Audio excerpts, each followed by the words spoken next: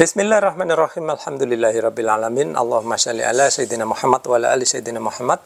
Kawan-kawan, kenapa di tahun 2025 ini Indonesia melaksanakan puasa sehari lebih awal dibandingkan negara-negara tetangga?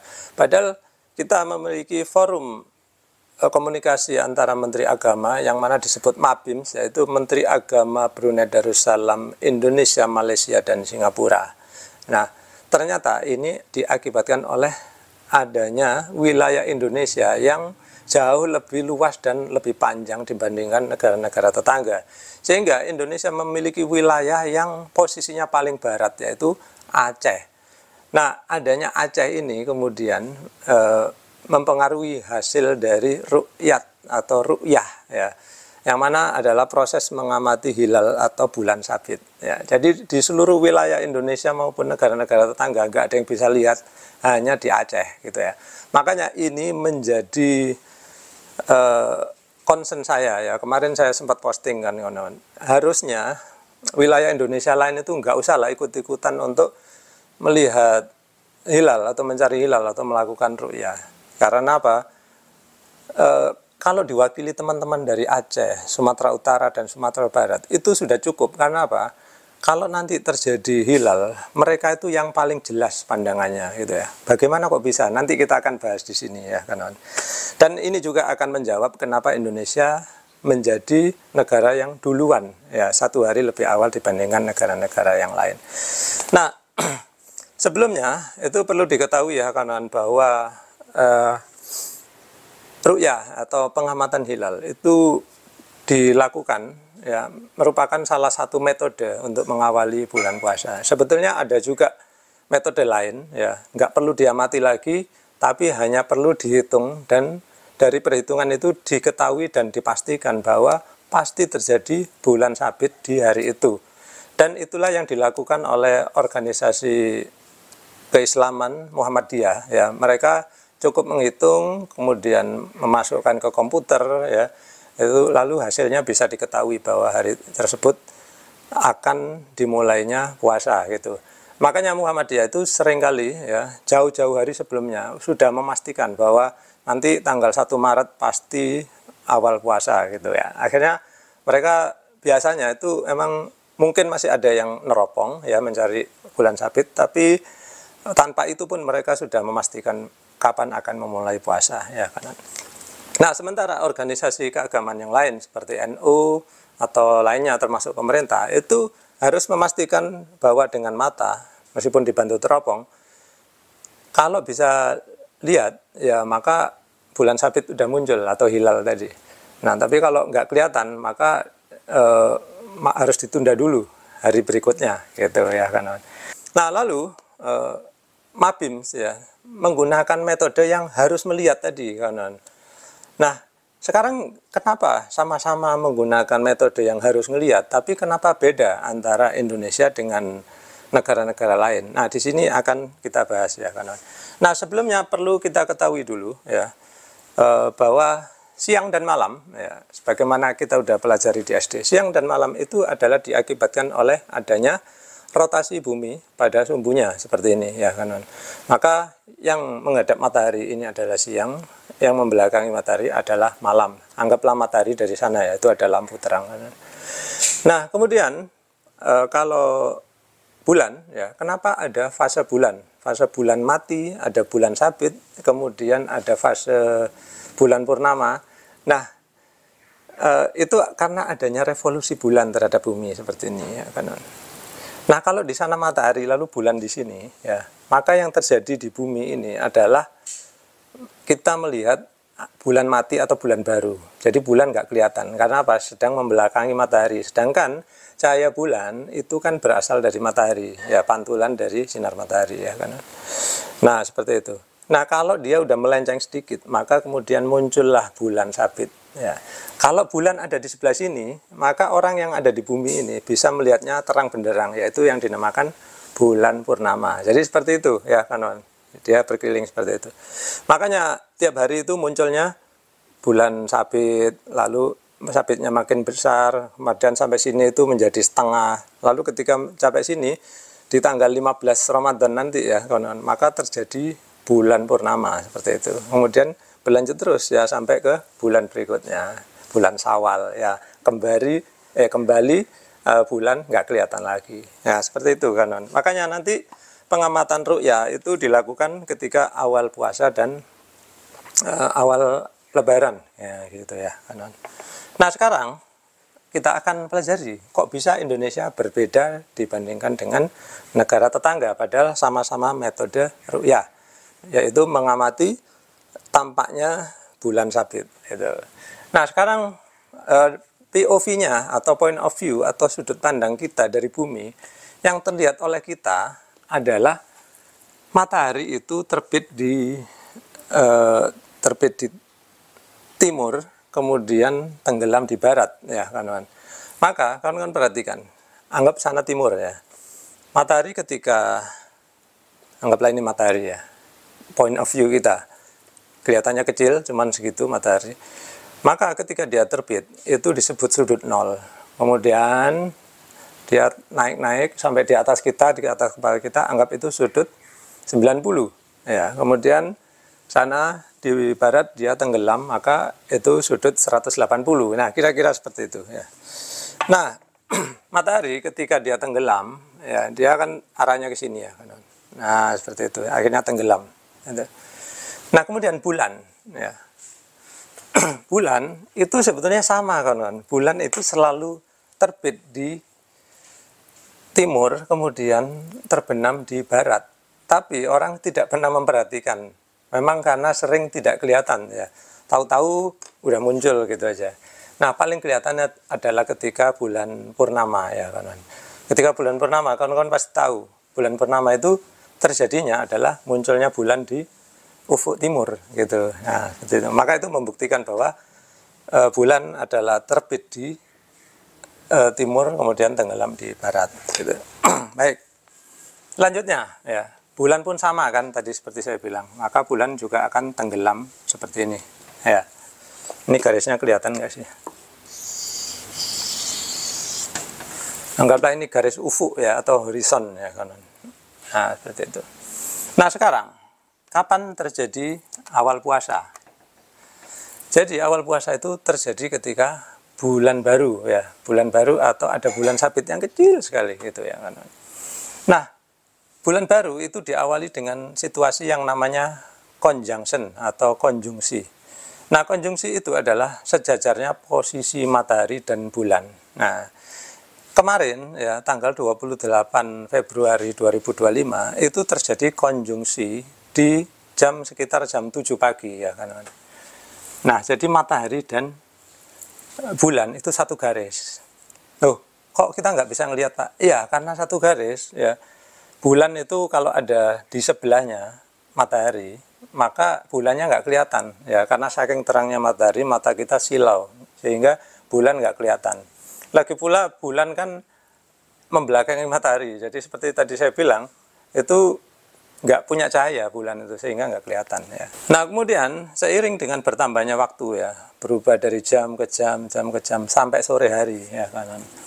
Matahari kan bergerak tenggelam di ufuk barat ya. Nah bulan juga sama kawan. Jadi awalnya tadi berjajar seperti ini ya, lalu turun. Nah ketika turun ini ya matahari itu tenggelam duluan. Matahari ini lebih ngebut dibandingkan dengan bulan, sehingga kemudian matahari ini tenggelam duluan seperti ini ya kawan.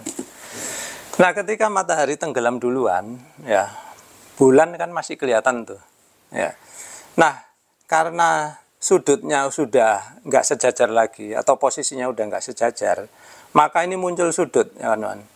Ini dan ini seperti tadi saya bilang. Nah sini ini sudut ya. Kalau ini 90, sini 0. Kalau naik sedikit itu ya 5 derajat, 10 derajat, 20 derajat, 30 derajat kan gitu ya kawan. Nah jadi ketika kemarin itu tanggal 28 Februari ya kawan.